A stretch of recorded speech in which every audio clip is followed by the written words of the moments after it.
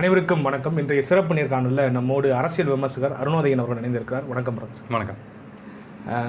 நிறைய பரபரப்பான விடயங்கள் நடந்துக்கிட்டு இருக்கு அரசியல் களத்தில். எட்ஜ் ஆஃப் த மூமெண்ட்டில் இருக்கிறோம். எலெக்ஷன் கிட்ட போய்கிட்டு இருக்கோம். பரபரப்பாக பிரச்சாரங்கள்லாம் போய்கிட்டு இருக்கு. எடப்பாடி அவர்களுக்கு அதிகமாக கூட்டம் வருது அப்படின்னு ஒரு பேசுபொருள் இருக்குது. அதை எப்படி பார்க்குறீங்க? ஆமாம், கூட்டம் தெரியுதுங்க, நம்ம பார்க்குறப்பே தெரியுது. அதுக்கு அடிப்படை காரணம் நான் நினைக்கிறது என்னன்னா, இந்த தேர்தல் வரைக்கும் மக்கள் மத்தியில் ஒரு நேர்மறை அலையை உண்டாக்கியிருக்கு. அதுவும் குறிப்பாக நான் எப்படி பார்க்குறேன்னா, கடந்த 5 வருஷங்களில் டிஎம்கே பீரியடில் மக்கள் அனுபவிச்ச அந்த ஸ்ட்ரெஸ்ஸான விஷயங்கள் இருக்குல்ல, அதை ஆர்என்டி பண்ணி, அது குழந்தைங்களாக இருக்கட்டும், இளைஞர்களாக இருக்கட்டும், இல்லை இப்போ வீட்டில் இருக்க பெண்களாக இருக்கட்டும், இல்லை முதியோர்களாக இருக்கட்டும், அவங்களுக்கு என்ன நம்ம ஃபேவர் பண்ணலாம் அப்படிங்கிற மாதிரியான விஷயங்கள் தேர்தல் வரைக்கும் அவங்க பிளான் பண்ணி விட்டுருக்கனால, ஓகே இதுக்கு இது பாசிபிளாக இருக்கே அப்படின்னு சொல்லி அதன் அடிப்படையில் தான் மக்கள் அதை பார்க்குறாங்கன்னு நினைக்கிறேன். அதனால கூட்டம் அதிகமாக இருக்குது. ஓகே, ஆரம்ப காலகட்டத்தில் எடப்பாடி அவர்கள் வந்து பிரச்சாரம் மேற்கொள்கிறப்ப என்ன சொன்னார்னாக்கா, நாங்கள் செஞ்ச திட்டங்கள் குறித்து பேசுங்க, நாங்கள் ஏதாவது தவறு செஞ்சுருந்தோம்னாக்கா அதை சுட்டி காட்டுங்க அப்படின்னு சொல்லிட்டு திரும்ப சொல்லிக்கிட்டே இருந்தார். ஆமாம், இந்த மாதிரி அவதூறாக பேசாதீங்க, அநாகரிகமாக பிரச்சாரத்தை மேற்கொள்ளாதீங்கன்னு சொல்லிட்டு. ஆனால் இப்போ அவரே இறங்கி அடிக்க ஆரம்பிச்சிட்டாரு. இப்போ அவங்க அதை சொல்கிறாங்க, அதை எப்படி பார்க்குறீங்க? இல்லை, அவங்க வந்து நீங்கள் திட்டங்கள் குறித்து பேசுங்க அப்படின்னு சொல்ல வச்சிட்டாரு, அதை எப்படி பார்க்குறீங்க? இல்லை, எலெக்ஷன் டைமில் எதுவுமே பாசிபிள் கிடையாது. ஏன்னா வந்து மீன்ஸ் நியாய தர்மங்கள் இருக்காதுன்னு நினைக்கிறேன். ஏன்னா பேசுகிற இப்போ விஷயங்கள் இருக்குல்ல, ஒரு சர்டன் பாயிண்ட்டுக்கு மேலே இப்போ ஒரு படத்தை ரிலீஸ் பண்ண போகிறாங்க அப்படின்னா ரெடி பண்ணிட்டே இருப்பாங்க. ஆனால் நெருக்கத்தில் பார்த்தீங்கன்னா ட்ரெண்டிங் ஒரு விஷயம் பேசிடுவாங்க, எமோஷனல் ஒரு விஷயம் பேசி ட்ரெண்டிங் ஒரு விஷயம் பண்ணணும்னு. ஸோ அந்த மோடில் தான் என்னதான் நாகரிகமான அரசியல் பேசிக்கிட்டு இருந்தாலும் மக்கள்கிட்ட நெருக்கமாக ஆகணும், மக்கள் அதை பற்றி பேசணும். இன்றைக்கி பேசினார் பார்த்து இப்படி ஒரு விஷயத்த அப்படின்னா இந்த மாதிரி விஷயங்கள் மீன்ஸ் அந்த கொஞ்சம் தள்ளி அரசியலேருந்து தள்ளி ஹார்டான விஷயங்கள் பேசி தான் ஆகணும். அது நான் எப்படி பார்க்குறேன்னா, இப்போ இந்த அரசியல் வரைவு அறிக்கைக்கு ஒரு நேர்மறை அலை மக்கள் உருவாகிட்டுன்னு சொன்னேன்ல, அது எடப்பாடியாருக்கு ஃபேவராக இருக்கனால இப்போ ரீசெண்ட் டேஸில் பார்த்தீங்கன்னா அந்த டிஎம்கே ஆடு பார்த்தோம்ல, அது முழுக்க முழுக்க அவங்களோட நல்லாட்சி பற்றின விஷயங்களாக தான் வந்துட்டு இருந்துச்சு. இப்போ இந்த விஷயம் நடக்கிறப்ப கடந்த ஒரு 3 நாளாக வந்து எடப்பாடியா மாதிரியான ஒரு தோற்றத்தை வச்சு சிரிச்ச முகத்தை வச்சு ஒரு ஆடு வரது பார்க்க முடியுது. அது ஆடு பிரச்சனை தாராளமாக பண்ணலாம். ஆனால் அந்த ஆடு முடிச்சு டக்குன்னு வந்து எனக்கு ஓட் பண்ண சொல்லி ஸ்டாலினையோட முகம் வருது. ஸோ அந்த ப்ரொமோஷன் எனக்கு அது அந்த மாதிரி தேவையில்லைன்னு தான் தோணுது. அவங்களோட நல்லாட்சி விஷயங்களை சொல்லி குறைகள் சொல்லி கூட பேசலாம், அது தப்பு கிடையாது. ஆனால் ஐயாவை எடப்பாடியை வச்சு ஒரு ட்ரோல் பண்ணி எனக்கு ஓட் பண்ணுங்க அப்படிங்கிற விஷயம் இருக்குல்ல, அதுக்கான பதிலடி மாதிரி தான் அவர் பார்க்குறாரு நினைக்கிறேன். அதை பார்த்துருப்பார்ல, ஏன் தோற்றத்தை வச்சு நக்கல் பண்ணுறீங்களா, நீங்கள் ஆடு போடுறீங்களா, நீங்கள் கேம்பெயின் பண்ணுறீங்களா என்ன வச்சு, ஸோ நானும் பதிலடி கொடுக்குறேன் அப்படிங்கிற மூலம் ஐயா பேசுகிறாரு தான் நான் நினைக்கிறேன். ஓகே, தொடர்ச்சியாக அதே போல் உதயநிதி அவர்களும் வந்து பார்த்தீங்கன்னாக்கா ஏற்கனவே அந்த ஒரு ஃபோட்டோ வச்சு பிரச்சாரம் மேற்கொள்வார். அதையே திருப்பி வேற ஆப்ஷன் இல்லாததால ஒரு 3 தேர்தலாக அதை பயன்படுத்திக்கிட்டு இருக்காங்க. இப்போ அதே ஃபோட்டோவை திருப்பி எடுத்துகிட்டு வந்திருக்காங்க. இவர் ஒரு படி கீழே இறங்கி ஓப்பனா அதை நம்ம எப்படி சொல்றதுன்னு தெரியல, பால்ட் ஆயில் குடிச்சதெல்லாம் அப்படிங்கிற அளவுக்கு பேச ஆரம்பிச்சிட்டாரு. அதை எப்படி பார்க்க இல்லை லெஃப்ட் ஹேண்ட்ல டீல் பண்றாருன்னு நினைக்கிறீங்களா? இல்லை, என்னை பொறுத்த வரைக்கும் தனிநபர் விமர்சனம் பர்சனல் லைஃப் பற்றி பேசுறது அடிப்படையிலே முறையற்றது. அதுவும் அரசியலுக்கு அது சுத்தமாக பொருந்தாது நான் நினைக்கிறேன். ஸோ அந்த வகையில் எனக்கு இதில் உடன்பாடு கிடையாது. அது எமோஷனலாக கூட பேசியிருக்கலாம், ஆனால் அதை தவிர்த்துருக்கிறது தான் நல்லது. ஏன்னா பர்சனல் லைஃப்பில் ஒவ்வொருத்தரும் ஒரு விஷயம் பண்ணுவோம், அதை அரசியலில் கொண்டு வந்து அதுக்கு நீங்கள் தகுதியான ஆள் இல்லை அப்படின்னு சொல்றது, அதுவும் இது 100% உறுதிப்படுத்தப்பட்ட தகவலானு கூட நமக்கு தெரியல. அப்படி இருக்கப்ப அதை பேச போகிற மிக சாதாரணமான விஷயமா பேசுறதுல எனக்கு உடன்பாடு கிடையாது. அது யார் பேசணும் சரி இல்லை, இப்படி புரிஞ்சுக்கலாமா நம்ம? அதாவது நீங்கள் ஒரு லெவலுக்கு மேலே இறங்குனீங்கன்னாக்கா நான் எந்த லெவலுக்கு இறங்குவேன் அப்படின்னு அவங்க கட்சி தொண்டர்களுக்குமே உற்சாகப்படுத்துற மாதிரி ஒரு விஷயத்தை பண்ணுறாரு அப்படின்னு புரிஞ்சுக்கலாமா? ஆமாம், அப்படி தான் எடுத்துக்கணும். இதை நீங்கள் தரம் தாழ்ந்து சில விஷயங்கள் பண்ணுறீங்கன்னா எங்களுக்கும் விஷயங்கள்லாம் தெரியும், அனுமானங்கள் படி கிடையாது, நாங்கள் ஹார்டாகவே இதான் ரியல்ங்கிற மோட்ல பேச ஆரம்பிப்போம். ஏன்னா மக்கள் அதை ரிசர்ச் பண்ண போகிறது கிடையாது. அப்படியே அப்படின்னு சொல்லி தகவல் பரவ ஆரம்பிச்சிடும். அது பர்சனல் வேல்யூவை குறைக்குது இல்லை, அது எப்படி சொல்றது, அரசியல் கட்சியோட வேல்யூவை குறைக்குது, அவங்க சார்ந்த கட்சியோட வேல்யூவை குறைக்குதுங்க தாண்டி அந்த பர்சனோட வேல்யூவை குறைச்சிருது. எலெக்ஷன் வரும் போகும், ஆனால் தனிநபரோட வேல்யூங்கிறது அடிப்படையில் தேவை தானே. அது ஸோ அதை குறைக்கிற மாதிரி பேச வேணாங்கிறதா என்னோட. ஓகே, அதே போல அவருமே வந்து நிறைய போட்டோஸ்லாம் எடுத்துட்டு வந்து பேசுறாரு. எடப்பாடி அவர்கள் வந்துட்டு நீங்க பாஜகவுக்கு வந்துட்டு ஊதுகுழா மாறிட்டீங்க அப்படி இப்படின்னு சொல்லும் போதெல்லாம் நீங்க என்ன பண்ணீங்க அப்படின்னு ஒரு போட்டோ எடுத்து காமிச்சு பேசுறாரு. அதெல்லாம் எப்படி பார்க்க நல்லா ஒர்க் அவுட் ஆகும்னு நினைக்கிறீங்க மக்கள் கிட்ட? இல்லைங்க, அது இப்போ அந்த ட்ரோல் மீம்ஸ் வீடியோ மாதிரி அரசியல்வாதிகள் பேச தேவையில்ல, பண்ண தேவையில்ல நான் எதிர்த்து சொல்கிறேன். ஏன்னா நாகரிகமான கருத்துக்கள், இந்த ஆட்சியில் இதை நாங்கள் செஞ்சோம், இந்த ஆட்சியில் இவங்க செய்யலை, இதை நாங்கள் செய்வோம், அதுக்கான பாசிபிலிட்டிஸ் இதெல்லாம் இருக்குது அப்படிங்கிறத மக்கள்கிட்ட சொன்னால் மக்கள் அதை தான் விரும்புகிறாங்க.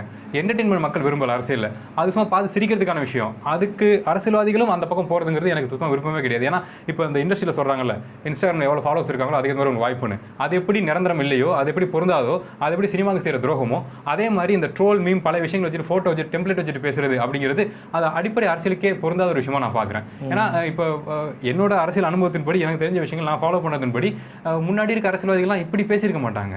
மக்களுக்கு என்ன தேவையோ அது எப்படி அடுத்த லெவலுக்கு போகிறோமோ அப்படி தான் பேசுவாங்க நான் நம்புகிறேன். ஸோ அப்படி இருக்கப்ப இந்த அரசியலோட வேல்யூ கொஞ்சம் கொஞ்சமாக குறைஞ்சிட்டு மீம் டெம்ப்ளேட் லெவலுக்கு வந்து நிற்குதுன்னு நான் சொல்கிறேன். ஆக்சுவலாக அதான் கடந்த காலங்களில் இந்த மாதிரியான விமர்சனங்கள்லாம் ஆர்ஷா வச்சிருக்கிறாங்க மாற்றி மாற்றி. அது இப்போ தொடருதுன்னு புரிஞ்சுக்கலாம். ஆனா இதுல இருந்து விலகி போறது நல்லதுன்னு நினைக்கிறீங்க நீங்க? ஆமா, இது நம்ம ஆக்கப்பூர்வமான விஷயங்களா அணுகணும் அப்படின்னு. ஆமா, நம்ம சரி பண்ணலாம், இளைஞர்கள் நம்ம சரி பண்ணலாம். அதுவும் குறிப்பா இப்போ சோஷியல் மீடியாவில் எந்த அளவுக்கு ட்ரோல் கண்டென்ட்டை ஹேட்டோட பரப்புற நபர்கள் மெஜாரிட்டி இருக்காங்களோ, ஒரு சர்டன் பீப்புள் இருக்காங்க, அவங்கள்ட்டையும் போய் விளக்கம் சொல்லிட்டு இருப்பாங்க. இப்படி பேசாதீங்க, சரியில்லை, அரசியலுக்கு இது முறையேற்றது. வேறு கொள்கைகள் கொண்ட நபர்களாக இருந்தாலுமே விளக்கம் கொடுக்குற நபர்களும் இருக்காங்க. ஸோ அவங்க மாதிரி நபர்களால் தான் அரசியல் பாதுகாக்கப்படுதுன்னு நான் நினைக்கிறேன். ஓகே, இதில் இன்னொரு பாயிண்ட் முக்கியமாக நோட் பண்ண வேண்டியது என்னன்னாக்கா, ஒரு தோற்றத்தை உருவாக்குறதுக்கான முயற்சி ஆரம்ப காலகட்டத்திலேருந்தே ட்ரை பண்ணிக்கிட்டு இருந்தாங்க ஊடகங்களில். என்னன்னாக்கா டிவிகே விசஸ் டிஎம்கேன்னு அவர் சொன்ன அந்த வார்த்தைக்கு வந்துட்டு வலு சேர்க்கறதுக்கு.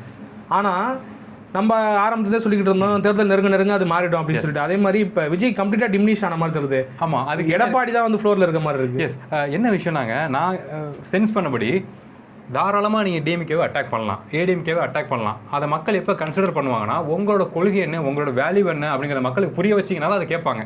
இப்போ சீமான் சார் பேசுகிறாரு அப்படின்னா ஓட்டு போடாத நபர்கள் கூட உட்காந்து நின்று கேட்டு போவாங்க. அவ்வளோ நேரம் கேட்டு கூட ஓட்டு போடாமல் கூட போவாங்க. ஆனால் என்ன பேசுகிறாருன்னு கேட்பாங்க, அதாவது வீட்டில் பேசுவாங்க.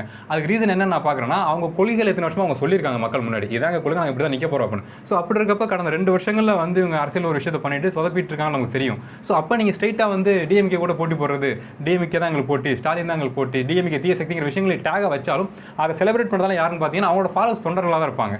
டிவிக்கு அந்த விர்ச்சுவல் வாரியர்ஸ் அவங்களா தான் இருப்பாங்க. அது சொசைட்டி எந்த பாதிப்பும் உண்டாக போகிறது இல்லை. ஏன் மக்கள் அதுக்கு கொஞ்சம் கூட கன்சிடர் பண்ண மாட்டாங்க? நீங்கள் மாதிரி புறந்தள்ளிட்டாங்க, போட்டியில் அவங்க இல்லாமல் போயிட்டாங்க அப்படின்னா அவங்களுக்கான கொள்கையே அடிப்படையில் புரியாத கொள்கையாக இருக்குது. தமிழ் தேசம் திராவிடம் ரெண்டே வச்சிருக்காங்க. அதை நாங்கள் எப்படி தமிழ்நாட்டில் அப்ளை பண்ண போகிறோங்கிற விஷயத்தையே விளக்காம, இல்லை உங்கள் பார்வையில் தமிழ் தேசம் என்ன, உங்கள் பார்வையில் திராவிடம் என்ன அப்படிங்கிற விளக்கத்தை எதுவுமே கொடுக்காம ஸ்ட்ரெயிட்டாக அரசியலுக்குள்ள வந்து நாங்கள் டிஎம்கே கூட போட்டி போடுறோம்னா மக்கள் அதை கன்சிடர் பண்ண மாட்டாங்க. ஏன்னா உங்கள்கிட்ட வேல்யூவே இல்லைன்னு நான் சொல்கிறேன். இப்போ ஆன்டி டிஎம்கே ஓட்ஸ் வந்துட்டு கன்சாலிடேட் ஆகுதா ஒரு பக்கமாக? ஏடிஎம்கே எப்பயும் போல டிஎம்கே வேணா ஏடிஎம்கே அப்படின்னு மக்கள் போக ஆரம்பிச்சாங்களா? அதனுடைய வெளிப்பாடு தான் அந்த கூட்டங்களா அப்படின்னு புரிஞ்சுக்கணும். இல்லை, நான் அப்படி தாங்க பார்க்குறேன். எஸ், ஆமாம். ஏன்னா இந்த மக்கள் தான் வெற்றியை முடிவு பண்ணுறது. அவங்கக்கிட்ட தான் எல்லாமே இருக்குன்னு நான் சொல்லுவேன். அவங்க கொஞ்சம் தெளிவாகவும் தான் இருக்காங்க. இப்போ இந்த பக்கம் சரியில்லைன்னா அவங்க ஒரு மாற்றத்தை கொடுக்குறாங்க. அது மாற்றம் வந்தே ஆன ஒரு கட்டாயம் கிடையாது. எங்களுக்கு இது பிடிக்கல, நாங்கள் இதை பண்ணுறோம், புரிஞ்சுக்குங்க அப்படிங்கிற மோடு தான். ஸோ இப்போ மக்கள் கொஞ்சம் மாற்றம் அடைஞ்சிருக்காங்க. ஒரு சர்டன் பர்சன்டேஜ் மாறி இருக்குது. நான் பல இன்டர்வியூ சொன்ன மாதிரி தான், இந்த பிஜேபி வந்துடுங்கிற டேக் இருக்குல்ல, அதுக்குமே போன எலெக்ஷன் ஒர்க் அவுட் ஆச்சு. ஆனால் இந்த எலெக்ஷனில் ஈவன் நான் சொல்கிறேன், அதான் ரியாலிட்டி, பிஜேபி வந்துடும் சொல்லி நீங்கள் வந்தீங்க, அதை நம்பி நாங்கள் ஓட்டும் பண்ணோம். ஆனால் இது நீங்கள் பண்ணியிருக்க கூடாது, இதோட நல்லா பண்ணியிருக்கலாம்னு சொல்லி பிஜேபிக்கு ஓட் பண்ணலாம் நினச்சி ஒரு பர்சன்டேஜ் இருந்துச்சு. இல்லை வேணாம் பரவாயில்ல, தமிழ்நாட்டில் நம்ம இருக்கோம், நம்ம டிஎம்கேக்கு ஓட் பண்ணுவோம், ஏன்னா சொல்கிறாங்க பாதிப்பு வரும்னு அப்படின்னு சொல்லி வெயிட் பண்ண பர்சன்டேஜ் மக்கள் கூட சர்டன் பீப்புள் இப்போ பிஜேபிக்கு சப்போர்ட்டாக மாறி இருக்காங்க நான் சொல்கிறேன், ஒரு பர்சன்டேஜ். ஸோ அதனால தான் 27 சீட்டுங்கிறது பாசிபிளாக இருக்குன்னு நான் சொல்கிறேன். ஓகே, டிஎம்கே தான் பிஜேபி வளர்த்துதுன்னு சொல்கிறீங்களா? இந்த 5 வருஷத்தெல்லாம் நான் சொல்கிறேன். இதில் சொல்கிறதுக்கு எனக்கு எந்த ஒரு தயக்கமே கிடையாது.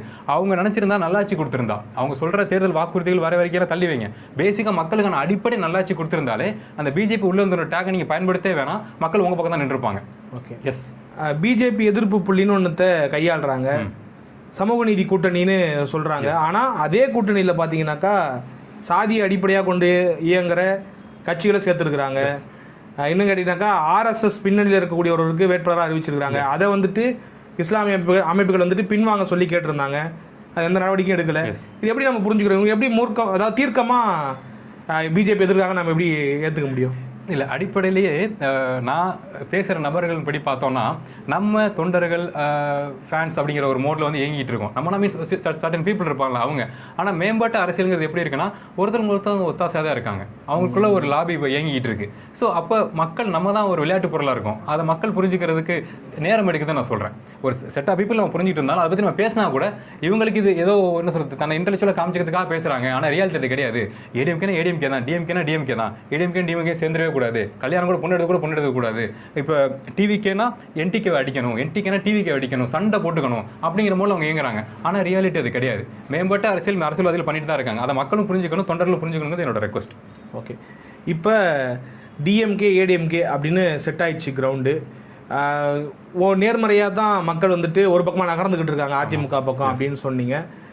இது எலிவேஷனும் 10 நாள் கழிச்சு இன்னும் பெருசாகுன்னு நினைக்கிறீங்களா? ஏன்னா தேர்தல் நெருங்க இந்த ஆன்டி இன்கம்பன்சி பெருசாக அறுவடை பண்ணிடுவார் இவர் எடப்பாடி அப்படின்னு தெரியுது அவங்களுக்கு, அவர் பேசுறதெல்லாம் வச்சு பார்க்குறப்ப. இல்லைங்க, அது எலெக்ஷன் டைமுக்குள்ள என்ன நடக்கும் நம்ம சொல்ல முடியாது. சில மோசமான விஷயங்கள் நடக்கலாம், ஆபத்தான விஷயங்கள் நடக்கலாம், ஆபத்தான திட்டங்கள் 2 பக்கமே இருக்கலாம், ஆபத்தான நபர்கள் எல்லா கட்சிகளுமே இருப்பாங்களா, இல்லைன்னு சொல்ல முடியாது. ஸோ அப்போ திடீர்னு ஒரு பிளான் நடந்து தப்பா அது மக்கள்கிட்ட கன்வே ஆகி ஓட்டுகள் மாறுறதுக்கு இல்லை மக்களோட பாயிண்ட் ஆஃப் வியூ மாறதுக்கு வாய்ப்புகள் இருக்கு. ஸோ அதை தக்க வச்சுக்கிட்டு கைமீறாமல் இருக்கணும்னு சொல்லி நான் சொல்கிறேன். இப்போ அரசு தலைவர் யாராக இருந்தாலும் சரி, ஓட்டுக்காக ஓட்டு தான் நீங்கள் எல்லாமே. வெற்றி நோக்கி தான் அரசியல் கட்சிகள் நகருது. மக்களோட நலன்கிறது செகண்டரியாக தான் இருக்குது. எங்களுக்கு முதல்ல வெற்றி வேணும், வெற்றி கிடைச்சா நாங்கள் நல்லது பண்ணுங்கிற மூலம் தான் இயங்கிட்டு இருக்காங்க. ஸோ அப்போ வெற்றிக்காக மனிதர்கள் உள்ள இருக்க மனிதர்கள் எல்லாரும் கிடையாது, எல்லா கட்சியும் கிடையாது, கட்சிக்குள்ள இருக்க மனிதர்கள் சில வேலைகள் பண்ணுவாங்க. இப்போ டிவிக்கு நம்ம எடுத்துட்டோம்னா பாட்டில் வீசினாங்கன்னு சொல்லி ஆலோசனை சார் வந்து வீடியோ காமிச்சார். டிஎம்கே நபர்கள் வீசிருக்கீங்க, வீடியோ உங்கள்கிட்ட இருக்கு அப்படின்னு சொல்லி. ஆனால் போலீஸ் பிடிச்சி விசாரிச்சு பார்த்தா டிவிக்கே தான் அவங்க போட்டிருக்காங்க, டிஎம்கே நபர்கள் கிடையாது, டிவிக்கே உடச்சி தூக்கி போட்டிருக்காங்கிற மூலம் சொல்கிறாங்க. ஸோ அப்போ இந்த மாதிரி வேலைகள் பண்ணுற நபர்கள் உள்ள இருக்க தான் செய்கிறாங்க. இது விஜய் சாரோட ஐடியா கிடையாது. ஸோ ஆனால் வேலை நடக்குது இல்லை. ஸோ அதே மாதிரி எல்லா கட்சிகளும் விஷயங்கள் நடக்கலாம். ஸோ அதனால கொஞ்சம் அவேராக இருந்துக்கிறது, கட்சியோட தலைவர்கள் கொஞ்சம் அவேராக கண்ட்ரோலாக வச்சுக்கிட்டோம்னா அந்த ஓட்டு மாறாமல் இருக்கும்னு நான் சொல்கிறேன். திமுகவுடைய பிரச்சார திட்டத்தில் குழப்பம் இருக்கிறதா பார்க்குறீங்களா? எது கேட்குறேன்னா, ஆரம்பத்தில் என்ன சொன்னாங்கன்னாக்கா, நாங்கள் டேரெக்டாக டெல்லி கூட தான் சண்டை போடுவோம், இது வந்து அதிமுக திமுகக்கான போட்டி கிடையாது, நாங்கள் தான் தமிழ்நாடு, டெல்லி தமிழ்நாடு விசஸ் டெல்லி அப்படின்னு சொன்னாங்க. இப்போ அதுலேருந்து முற்றிலுமாக விலகி அதிமுக எடப்பாடி பழனிசாமி அப்படின்னு பேச ஆரம்பிச்சிட்டாங்க. அது எடப்பாடியோட சக்சஸ்ன்னு பாக்குறீங்களா? உறுதியாங்க. ஏன் விஷயம்னா, இப்படி ஒரு விஷயம் நடக்கலன்னா நம்ம அதை டிஸ்கஸ் பண்ணவே மாட்டோம். அது நடந்துருச்சு, நான் அதை எதிர்பார்க்கல.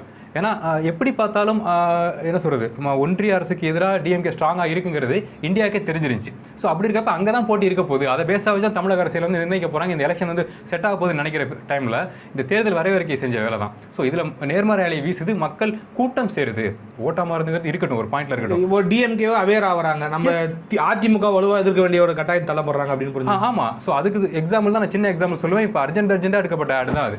எடப்பாடி ஐயா வச்சு மேலே தகவல் வருதா சொல்கிறேன், ஒரு ஆடு வருது இல்லை. ஸோ அந்த ஆடு ரொம்ப நேர்மறையில் வீசுது, அவரை கொஞ்சம் கோமாளியாக மாற்றணும், ஸோ அதுக்கான வேலையை பண்ணணும்னு சொல்லி உடனே எடுக்கப்பட்ட ஆடு மாதிரி தான் எனக்கு தெரியுது. ஸோ அப்போ கொஞ்சம் தடுமாறுறாங்க அப்படிங்கிறது எனக்கு என்னன்னா, தடுமாற்றம் எல்லாருக்கும் இருக்க தான் செய்யும். ஆனால் அது வெளியே தெரியாமல் விஷயங்கள் பண்ணணும். இது தெரியுது, இதை டிஸ்கஸ் பண்ணுற அளவுக்கு வெளில வந்துருச்சு நான் சொல்கிறேன். ஓகே, ஒரு பதட்டம் தெரியுது. நிறைய விஷயங்களை பகிர்ந்துட்டீங்க. நன்றி.